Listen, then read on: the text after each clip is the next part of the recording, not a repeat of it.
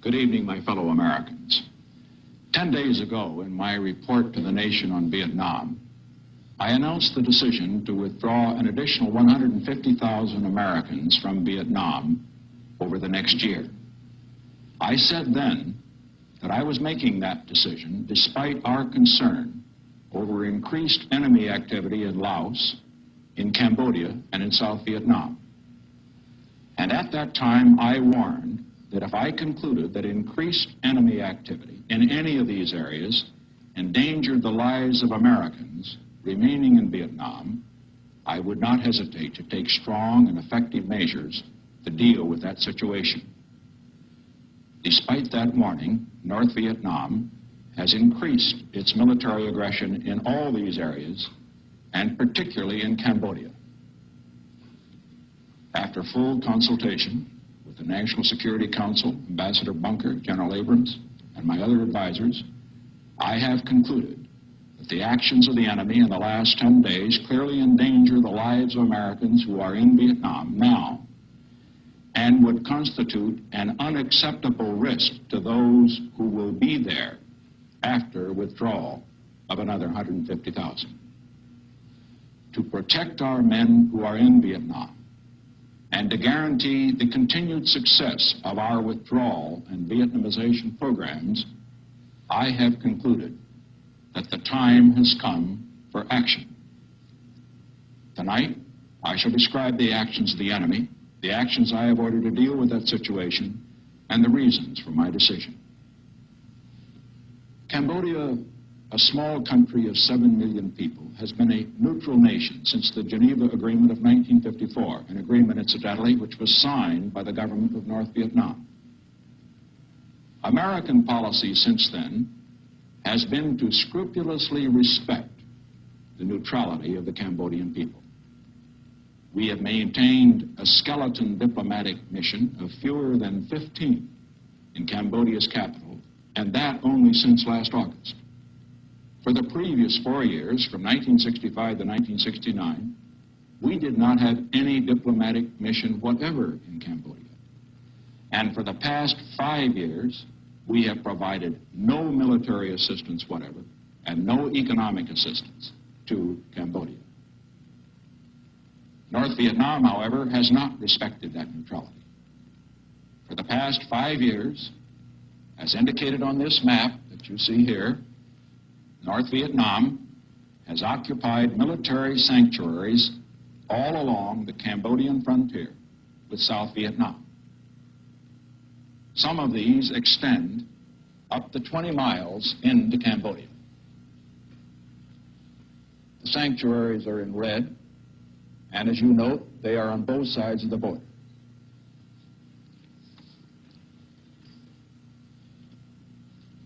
They are used for hit-and-run attacks on American and South Vietnamese forces in South Vietnam.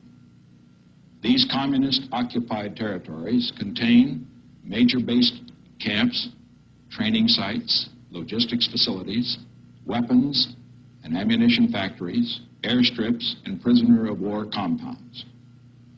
And for 5 years, neither the United States nor South Vietnam has moved against these enemy sanctuaries, because we did not wish to violate the territory of a neutral nation. Even after the Vietnamese communists began to expand these sanctuaries 4 weeks ago, we counseled patience to our South Vietnamese allies and imposed restraints on our own commanders. In contrast to our policy, the enemy in the past 2 weeks has stepped up his guerrilla actions, and he is concentrating his main forces in these sanctuaries that you see on this map, where they are building up to launch massive attacks on our forces and those of South Vietnam. North Vietnam, in the last 2 weeks, has stripped away all pretense of respecting the sovereignty or the neutrality of Cambodia. Thousands of their soldiers are invading the country from the sanctuaries. They are encircling the capital of Phnom Penh. Coming from these sanctuaries, as you see here, they have moved into Cambodia and are encircling the capital. Cambodia, as a result of this, has sent out a call to the United States, to a number of other nations for assistance. Because if this enemy effort succeeds, Cambodia would become a vast enemy staging area and a springboard for attacks on South Vietnam along 600 miles of frontier. A refuge where enemy troops could return from combat without fear of retaliation. North Vietnamese men and supplies could then be poured into that country, jeopardizing not only the lives of our own men, but the people of South Vietnam as well. Now, confronted with this situation, we have three options. First, we can do nothing. Well, the ultimate result of that course of action is clear. Unless we indulge in wishful thinking, the lives of Americans remaining in Vietnam after our next withdrawal of 150,000 would be gravely threatened. Let us go to the map again. Here is South Vietnam. Here is North Vietnam. North Vietnam already occupies this part of Laos.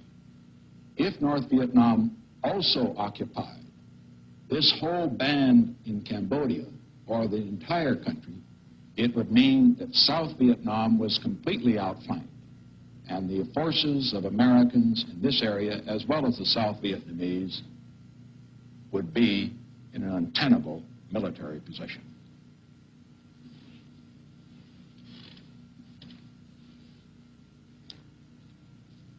Our second choice is to provide massive military assistance to Cambodia itself. Now, unfortunately, while we deeply sympathize with the plight of 7 million Cambodians whose country has been invaded, massive amounts of military assistance could not be rapidly and effectively utilized by the small Cambodian army against the immediate threat. With other nations, we shall do our best to provide the small arms and other equipment which the Cambodian army of 40,000 needs and can use for its defense.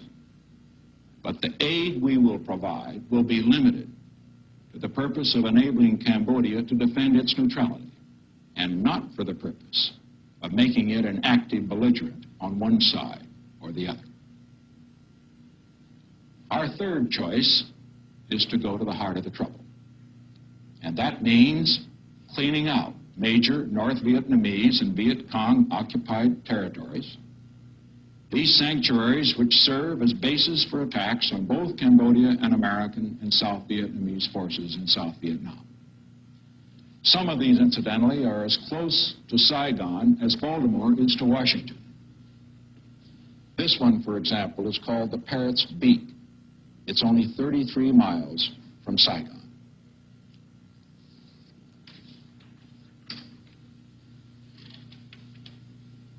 Now, faced with these three options, this is the decision I have made. In cooperation with the armed forces of South Vietnam, attacks are being launched this week to clean out major enemy sanctuaries on the Cambodian-Vietnam border. A major responsibility for the ground operations is being assumed by South Vietnamese forces.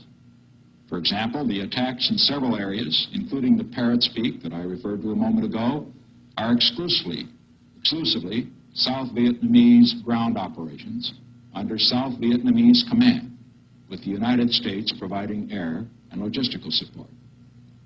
There is one area, however, immediately above Parrot's Beak, where I have concluded that a combined American and South Vietnamese operation is necessary. Tonight, American and South Vietnamese units will attack the headquarters for the entire communist military operation in South Vietnam. This key control center has been occupied by the North Vietnamese and Viet Cong for 5 years in blatant violation of Cambodia's neutrality. This is not an invasion of Cambodia.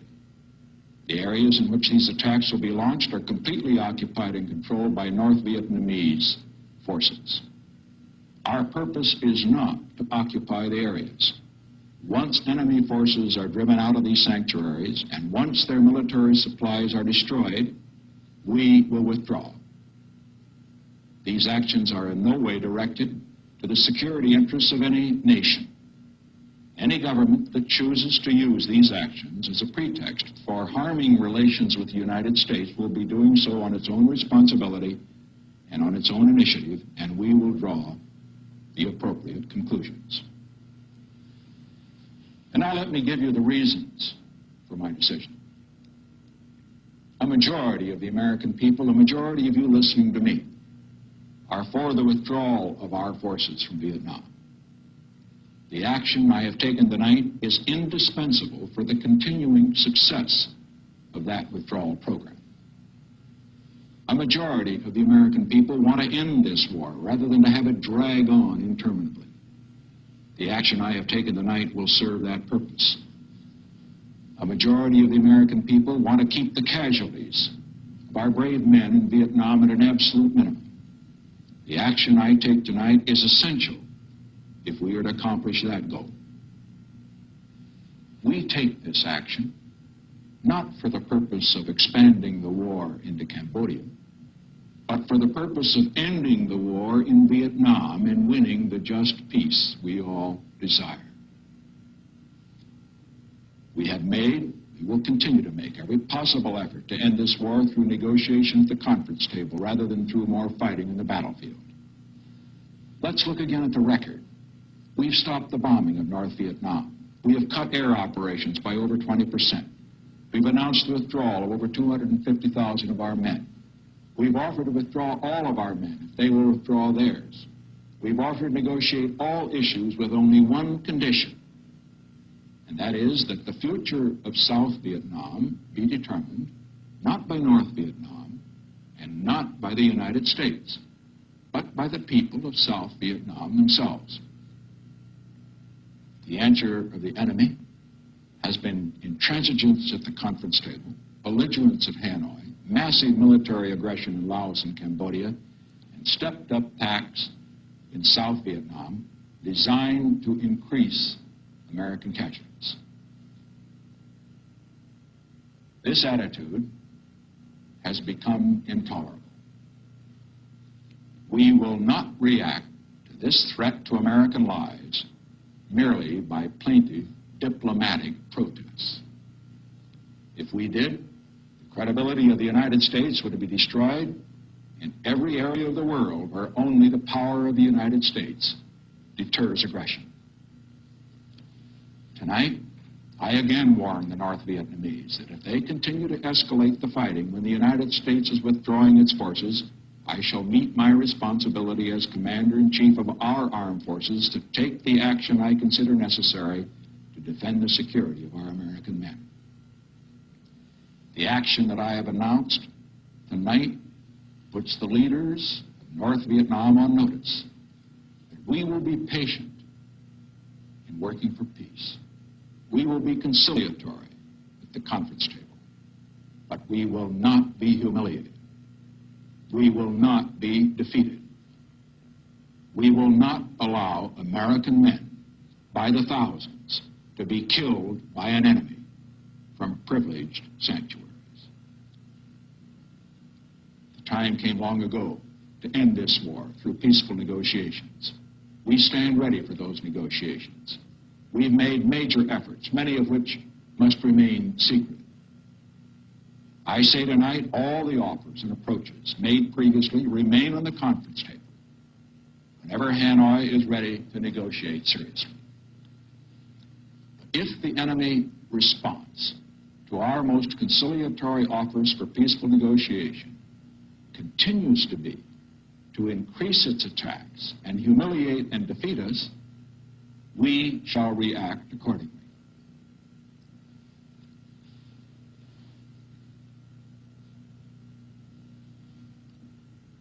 My fellow Americans, we live in an age of anarchy, both abroad and at home. We see mindless attacks on all the great institutions which have been created by free civilizations in the last 500 years. Even here in the United States, great universities are being systematically destroyed. Small nations all over the world find themselves under attack from within and from without. If, when the chips are down, the world's most powerful nation, the United States of America, acts like a pitiful, helpless giant, the forces of totalitarianism and anarchy will threaten free nations and free institutions throughout the world. It is not our power, but our will and character that is being tested tonight. The question all Americans must ask and answer tonight is this: does the richest and strongest nation in the history of the world have the character to meet a direct challenge by a group which rejects every effort to win a just peace, ignores our warning, tramples on solemn agreements, violates the neutrality of an unarmed people, and uses our prisoners as hostages? If we fail to meet this challenge, all other nations will be on notice that despite its overwhelming power, the United States, when a real crisis comes, will be found wanting. During my campaign for the presidency, I pledged to bring Americans home from Vietnam. They are coming home. I promised to end this war. I shall keep that promise. I promised to win a just peace. I shall keep that promise. We shall avoid a wider war, but we are also determined to put an end to this war. In this room, Woodrow Wilson made the great decisions which led to victory in World War I. Franklin Roosevelt made the decisions which led to our victory in World War II. Dwight D. Eisenhower made decisions which ended the war in Korea and avoided war in the Middle East. John F. Kennedy, in his finest hour, made the great decision which removed Soviet nuclear missiles from Cuba and the Western Hemisphere.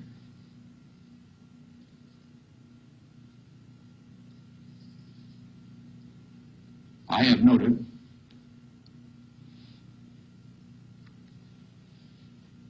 that there's been a great deal of discussion with regard to this decision that I have made. And I should point out that I do not contend that it is in the same magnitude as these decisions that I have just mentioned. But between those decisions and this decision, there is a difference that is very fundamental. In those decisions, the American people were not assailed by counsels of doubt and defeat from some of the most widely known opinion leaders of the nation. I have noted, for example, that a Republican senator has said that this action I have taken means that my party has lost all chance of winning the November elections. And others are saying today that this move against enemy sanctuaries will make me a one-term president. No one is more aware than I am of the political consequences of the action I have taken. It is tempting to take the easy political path, to blame this war on previous administrations and to bring all of our men home immediately, regardless of the consequences, even though that would mean defeat for the United States, to desert 18 million South Vietnamese people who have put their trust in us, to expose them to the same slaughter and savagery which the leaders of North Vietnam inflicted on hundreds of thousands of North Vietnamese who chose freedom when the communists took over North Vietnam in 1954. To get peace at any price now, even though I know that a peace of humiliation for the United States would lead to a bigger war or surrender later. I have rejected all political considerations in making this decision.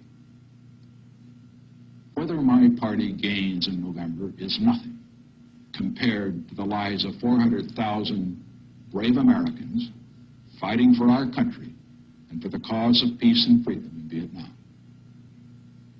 Whether I may be a one-term president is insignificant compared to whether, by our failure to act in this crisis, the United States proves itself to be unworthy to lead the forces of freedom in this critical period in world history. I would rather be a one-term president and do what I believed was right, and to be a two-term president at the cost of seeing America become a second-rate power, and to see this nation accept the first defeat in its proud 190-year history. I realize that in this war there are honest and deep differences in this country about whether we should have become involved, that there are differences to how the war should have been conducted. But the decision I announced tonight transcends those differences, for the lives of American men are involved. The opportunity for 150,000 Americans to come home in the next 12 months is involved. The future of 18 million people in South Vietnam and 7 million people in Cambodia is involved. The possibility of winning a just peace in Vietnam and in the Pacific is at stake.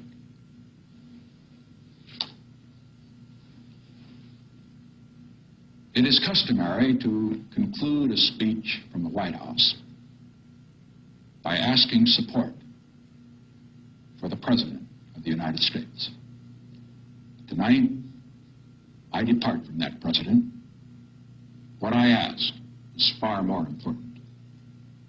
I ask for your support for our brave men fighting tonight halfway around the world, not for territory, not for glory, but so that their younger brothers and their sons and your sons can have a chance to grow up in a world of peace and freedom and justice. Thank you and good night.